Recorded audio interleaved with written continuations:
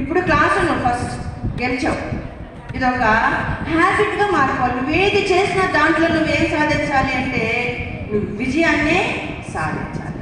సింధు తెలుసు కదా, ప్లేయర్. ఆమె అందరూ నిద్రిస్తారు, అందరూ మొబైల్ చూసుకుంటూ ఉంటారు. ఆ అమ్మాయి మాత్రం స్టేడియంలో కష్టపడుతుంది. ఎంత కష్టపడుతుందంటే ఒక గర్ల్ అయితే ఎంతో కష్టం బాడీ బిల్డ్ చేసుకుంటుంది, ఎక్సర్సైజ్ చేస్తుంది. ఇప్పుడు మరి ఎంత గొప్పగా చరిత్రలో నిలిచిపోయింది చూడండి.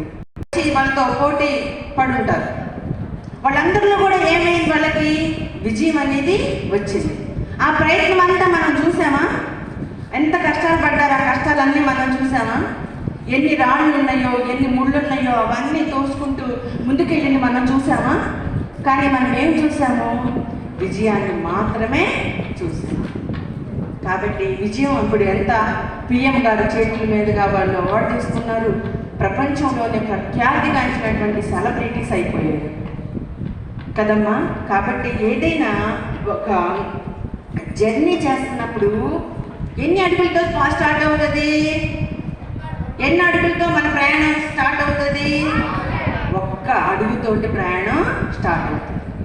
సో మీరు ఒక అడుగు వేసి ఇక్కడికి వచ్చేసారు. మీరు బాగా చదువుకున్నారు, మీ క్లాస్లో ఫస్ట్ టైం ఉంటారు, ఇక్కడికి వచ్చారు. ఈ రోజంతా మీరు ఇక్కడ స్పెండ్ చేస్తున్నారు. మాస్టర్ గారి నోట్లో నుంచి వచ్చే ప్రతి మాటని మీరు నోట్ చేసుకోండి. ప్రతి మినిట్ ఉపయోగపడుతుంది మీకు, అర్థమైందమ్మా? వాళ్ళు చెప్పే ప్రతిదీ మనకి విజయం అనేది తప్పకుండా వస్తుంది. హెలెన్ కెల్లర్ మీకు తెలుసు కదా. హెలెన్ కెల్లర్ గుడ్డి, కళ్ళు లేవు, వినిపించదు, కనిపించదు, అయినా కూడా ఆవిడ పుస్తకాలు రాశారు. మరి గ్రేట్ రైటర్, ఆథర్. ఎలా అయ్యారు అంటే ఒక దృఢ సంకల్పంతో అయ్యారు. తర్వాత మన బల్బులు కనిపెట్టింది ఎవరు? థామస్ ఆల్వా ఎడిసన్ గారు. అసలు మీ అబ్బాయి పనికిరాడు, చదువుకే పనికిరాడు అనుకున్నటువంటి బాబుని వాళ్ళ మదర్ ప్రోత్సహించారు. ప్రోత్సహించినప్పుడు ఆయనలో ఉన్న గొప్ప, ఆయనకి వినిపించదు, ఒక చెవు అసలు కంప్లీట్గా వినిపించదు, ఒక చెవు పార్షల్గా వినిపిస్తుంది. అటువంటిది ఒక్కొక్క ప్రయోగాన్ని ఆయన వేల సార్లు చేస్తారు. ఒక ప్రయత్నంతో ఆగిపోదన్నమాట అక్కడ ప్రయాణం. అది ఫెయిల్ అయిపోయాను కదా, నేను నా వల్ల అవదలే అనుకోలేదు. చిన్నపిల్లలు ఏం చేస్తారు? ఫస్ట్ టైం నడక నేర్చుకుంటారు. నడక నేర్చుకున్నప్పుడు ఏం చేస్తారు? పడతారు. పడిపోయాలి, నేను లేవలేను రా బాబు, ఇక్కడే ఉండిపోతాను అనుకుంటారా బేబీ? ఏం చేస్తాడు? మళ్ళా పడతాడు, దబ్బుక్కుమని పడతాడు. అమ్మో బాగా దెబ్బలు తగిలి ఆయన ఆగిపోతాడా? దెబ్బ తగులుతుంది, నొప్పి వస్తుంది, ఆయన ఆగుతాడా? ఏం చేశాడు? మళ్ళీ నడిచాడు, మళ్ళీ మళ్ళీ మళ్ళీ మళ్ళీ అనేక ప్రయత్నాలు చేస్తారు కదా. ఇప్పుడు ఎడిసన్ గారు ఒక సైంటిస్ట్. ఎన్నో అసలు ఇన్వెన్షన్స్, ఆయన చేసిన ఇన్వెన్షన్స్ వేలకు పైగా ఉన్నాయి. ఒక వ్యక్తికి అది సాధ్యమయ్యింది అంటే ఒక వ్యక్తి తలంచుకుంటే ఏదైనా కూడా సాధ్యమే. ఒక లైబ్రరీ ఏంటి? ఇది ఒక లైబ్రరీ. ఏదైనా గుర్తుపెట్టుకుంటుంది. ముందు నా బ్రెయిన్కి చాలా పవర్ ఉందని మీరు అనుకోవాలి. ఇక్కడ ఉన్నటువంటి వాళ్ళకి బ్రెయిన్ ఉందా? అందరికీ ఉందా? పవర్ఫుల్ బ్రెయిన్ ఉన్నాడు చేయగలిగింది. కొంతమంది వెళ్ళట్లేదు అంటే మీ పవర్ఫుల్ బ్రెయిన్స్ కాదా? నేను ఏం చేశాను? నా బ్రెయిన్ చాలా పవర్ఫుల్. మన బాడీలో ఒక అద్భుతమైన ఉన్నది అంటే అది మన యొక్క టెన్షన్. మన బాడీలో ఒక అద్భుతమైనటువంటి ఒక శక్తి ఉందంటే అది ఒక బ్రెయిన్. బ్రెయినే ఒక బుక్, బ్రెయినే ఒక శక్తి, ఇదే ఒక యుక్తి. దీంతో అనుకుంటే మనం అని ఇప్పుడు మనకి ఎన్ఎంఎంఎస్ రావు. మన టార్గెట్ ఏం చెప్పండి? ఎన్ఎంఎంఎస్ నేను సెలెక్ట్ కావాలి, అంతేనా? అనుకుంటే అయిపోయేది ఒకటి. బ్రెయిన్ అనుకోవాలి ముందు. నువ్వు అనుకుంటే కదా నీకు జరిగేది. అనుకోకపోతే అది నీ దగ్గర రాదు. ముందు నువ్వేం చేయాలి? నాకేం అసలు ఎంతమంది ఉన్నారు, ఆర్టీలు వాళ్ళు, నీళ్ళు చదవగలరు, అందరికంటే అది నీకే సాధ్యం. ఇప్పుడు ఇక్కడ కూర్చోటి ఎవరికి సాధ్యమైంది? నీకు సాధ్యమైంది, అందరికి అవ్వలేదు కదా. కాబట్టి ఎన్ఎంఎంఎస్ రావడం కూడా మీకు ఏమవుతుంది? మీరు సాధిస్తారు. దానికి పక్కా టైం టేబుల్ వేసుకోండి. 24 గంటలే ఉంటాయి. లేజీగా ఉండే వాళ్ళకి 24 గంటలే ఉంటాయి. ప్రతి పని చేసే వాళ్ళకి కూడా దానికి పార్షాలిటీ లేదు. అసలు పార్షాలిటీ లేదు అంటే ఎవరికి అంటే ఒక్క టైంకి మాత్రం పార్షాలిటీ లేదు. ప్రకృతిలో ఉన్నటువంటి దేనికి కూడా పార్షాలిటీ లేదు. సూర్యుడు, సన్ను చూసుకోండి, భూమి చూసుకోండి, ఏదైనా చూసుకోండి, అందరికి ఒకటే సన్ను, ఒకటే రెయిన్, ఒకటే లైట్, ఒకటే నైట్, అన్నీ ఒకటే ఉంటాయి. ప్రకృతి శక్తులు అన్నీ కూడా యూనిక్ అనమాట, పార్షాలిటీ ఉండదు. సో ఇంత టైం మనకి 24 గంటలే ప్రతి ఒక్కరికి ఉన్నప్పుడు ఎందుకు కొంతమంది సక్సెస్ అవుతున్నారు? ఆ సక్సెస్ పీపుల్ ఏం చేస్తున్నారు? టైంని ఏం చేస్తున్నారు? టైంతో పాటు పరిగెడుతున్నారు. టైంతో పాటు ఏం చేయాలి? ఉపయోగించుకుంటున్నారు. మనకేమొస్తుంది? డబ్బులు వస్తున్నాయి కాబట్టి. మరి ఆ 3ంటికి లేచి చదువుకోవాలి, 4ంటికి వెళ్ళి చదువుకోవాలని లేస్తామా? అమ్మ వచ్చి లేపాలా? లేగమ్మా లేగరు. 5,000 ఇస్తారంట అంటే ఏం చేస్తారు మీరు? అమ్మ 5,000 ఇస్తే నేను అవి కొనుక్కోవచ్చు, ఇవి కొనుక్కోవచ్చు అని మనం వెళ్ళిపోతాం. అయితే ఇక్కడ ఒకటి, చదువు మీద పెట్టే పెట్టుబడి లాభం వెంటనే రాదు.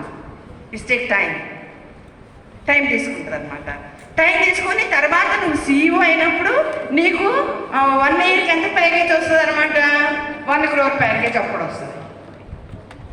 కాబట్టి అమ్మ ఈ ఎర్లీగా లేచి సూర్యోదయం ముందు లేచి చదువుకుంటే చాలా బాగా నేర్చుకుంటారు. నేర్చుకున్న విషయాలు ఏమవుతాయంటే మంచిగా మెమరీ, జ్ఞాపకశక్తి ఉంటుంది అనమాట. కాబట్టి ఇలా మీరు ఒక టైంని మేనేజ్మెంట్ చేసుకోండి చక్కగా. అన్ని పనులతో పాటు అది కూడా ఈక్వల్. ఏ పని చేసినా ఎలా చేయాలి అంటే పర్ఫెక్ట్గా చెయ్యాలి. నువ్వు చదువుకో, నువ్వు వంట చేసుకో, నువ్వు ఆడుకో, నువ్వు రా. కాబట్టి మనము బ్రతికామంటే అందరూ బ్రతుకుతారు. కాకపోతే మనలో ఏముండాలి? స్పెషల్ హిస్టరీ క్రియేట్ చేయాలి. మనం ఏం చేయాలి? మన పేరు హిస్టరీలో నిలిచిపోవాలి. ఎవరిలాగా? థామస్ ఆల్వా ఎడిసన్ గారు. ఆయన చనిపోయినాక కానీ ఇప్పుడు ఆ బల్బుతో మనకి వెలుగు ఇస్తూ ఉన్నారు. కాబట్టి దేశానికి తెలివిగల మీలాంటి పిల్లలు అవసరం. ఎందుకని అంటే మీకే కాదు, మీ కుటుంబాలకు అవసరం, మీకు అవసరం, దేశానికి కూడా అవసరం, ప్రపంచానికి కూడా అవసరం. ఎందుకని అంటే ఆ రోజు గొప్పవాడైనటువంటి సైంటిస్టు కనిపెట్టినటువంటి విషయాలన్నీ కూడా తరతరాలు ఏం చేస్తున్నాయి? వాటిని ఉపయోగించుకుంటున్నారు. చరిత్ర ఎన్ని తరాలైనా చెప్పుకుంటారు. కాబట్టి ఇప్పుడు మనకి కంప్యూటర్ లేకపోతే అసలు నా క్షణం గడుస్తున్నాం. ఇప్పుడు ఎవరు కనిపెట్టారు?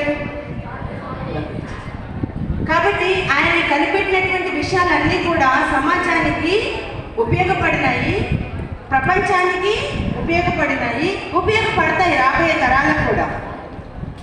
కాబట్టి గవర్నమెంట్ ఏం చేస్తుందంటే వాళ్ళు మీకు కొంత స్కాలర్షిప్ ఇచ్చి మీ తెలివైనటువంటి బ్రెయిన్స్, మీ అందరికీ తెలివైన బ్రెయిన్స్ కదా, మీరు సమాజానికి ఉపయోగపడాలంటే మంచి నాయకులు అవ్వాలి, మంచి చదువుకున్నటువంటి సైంటిస్టులు అవ్వాలి అంటే మీ బ్రెయిన్ యొక్క పవర్ని మీరు గుర్తించి ఇక్కడ విషయాలు మీరు సక్సెస్ అవ్వాలి అంటే ఇక్కడ కొన్ని విషయాలనే చూడండి.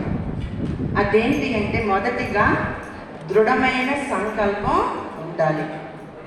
ఏముండాలి? ఫస్ట్ దృఢమైన సంకల్పం అంటే ఏంటి? నేను ఫలాన్ని సాధించాలి, ఒక టార్గెట్ పెట్టుకోవాలి. తర్వాత ఏం చేయాలి అంటే దాని మీదే ఫోకస్ చేయాలి. ఆ టార్గెట్ మీద ఏం చేయాలి? ఫోకస్ చేయాలి. చేసి అందరికంటే కూడా నువ్వు ఎక్కువ శ్రమ పడాలి, ఎక్కువ నేర్చుకోవాలి. అట్లయినమ్మా ఇప్పుడు NMMS వస్తుందా? ఈజీయా డిఫికల్ట్గా చెప్పండి. ఈజీ అమ్మా. NMMS ఒకటే ప్రశ్న లాస్ట్గా. NMMS ఈజీనా కష్టమా? కొంతమంది కష్టం అంటున్నారు, కొంతమంది ఈజీ అంటున్నారు. అయితే కష్టం I don't care, easy I don't care, success I don't care, failure I don't care. నేను ఏది కేర్ చేస్తాను అంటే నేను ఏమైతే టార్గెట్ పెట్టుకున్నానో దానికి నేను 100% కాదు 200% నేను కష్టపడతాను. 200% మీరు దాని మీద కష్టపడ్డారనుకో అది మీకు వచ్చేస్తుంది. అర్థమైందమ్మా? ఏమి తెలియపోతుంది కష్టం, అన్నీ తెలుసుంటే ఈజీ. అంతా ఈజీయే కదా అని చెప్పి మళ్ళీ ఏమొస్తుంది, నెగ్లిజెన్స్ వస్తుంది. ఆయన ఈజీగా అని కొన్ని విషయాలు నేర్చుకో, ఓవర్ కాన్ఫిడెన్స్తో. కాబట్టి కష్టమా ఈజీనా కదమ్మా, మనం ఏమైతే చేయాలనుకుంటున్నామో దాని మీద 100% ఎఫర్ట్స్ పెట్టి ఎన్ని రకాలుగా అయితే నేను నేర్చుకోగలను, ఎన్ని రకాలుగా నేను కష్టపడగలను, ఎంత టైంని నేను దీనికి నేను దీన్ని పెడతాను. మనకి ఎన్నో క్లాసెస్ కూడా అటెండ్ అవ్వాలి, చాలా ఉంటాయన్నమాట. కాబట్టి వాటన్నిటికీ టైంని మేనేజ్ చేసుకుని టైం టేబుల్ వేసుకొని కష్టపడి కష్టపడాలి. పైగా ఏం చేయాలి, దాని మీద ఇష్టపడి కష్టపడినప్పుడు ప్రతిదీ కూడా మా సక్సెస్ అనేది మన దగ్గరికి వచ్చేస్తుంది.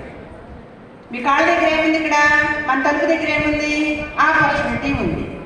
ఆపర్చునిటీ ఏం చేసింది మనల్ని? మీరంతా తెలివైన పిల్లలేనా? తెలివైన పిల్లలే కదా ఇక్కడికి వచ్చింది. సో ఇక్కడ మీకు ఎన్ఎంఎంఎస్ రాసే ఒక ఆపర్చునిటీ, స్కాలర్షిప్ పొందే ఒక ఆపర్చునిటీ వచ్చింది, మన తలుపు దగ్గర నుంచి ఉంది. మనం ఏం చేయాలి? ఇప్పుడు డోర్ని ఓపెన్ చేస్తే కదా మన దగ్గరికి వస్తుంది. కాబట్టి ఓపెన్ చేయాలి అంటే ఏం చేయాలంటే మనకున్న ఆపర్చునిటీస్ అన్నీ కూడా 100% రిసోర్స్ని మనం యూజ్ చేసుకోవాలి. ఏది యూజ్ చేసుకున్నా, ఇప్పుడు ఒక గుర్రం ఉందనుకోండి, దాన్ని దాహం వేస్తుంది. నాకు చెప్పాలి మీరు ఆన్సర్. గుర్రం ఉంది, ఆకలేస్తుంది, నేల దాహం వేస్తుంది. ఏం చేస్తారు? దాన్ని నీళ్ళ దగ్గర తీసుకెళ్తారు, నీళ్ళు పెట్టేశారు, తొట్టులో నీళ్ళు పోసారు, అక్కడ దాకా తీసుకెళ్ళాక ఇప్పుడు తాగాల్సింది ఎవరు? నేను తాగాను అనుకో, మనం ఎన్ని అవకాశాలు ఇచ్చిన ఏమవుతుంది, అది ఉపయోగించుకోలేదు కదా. ఇప్పుడు ఇన్ని విషయాలు, ఇన్ని ఆపర్చునిటీస్ అన్నీ మీ దగ్గరికి వచ్చినాయి, దీన్ని ఉపయోగించుకోలేదనుకోండి మీరు నష్టపోతారు.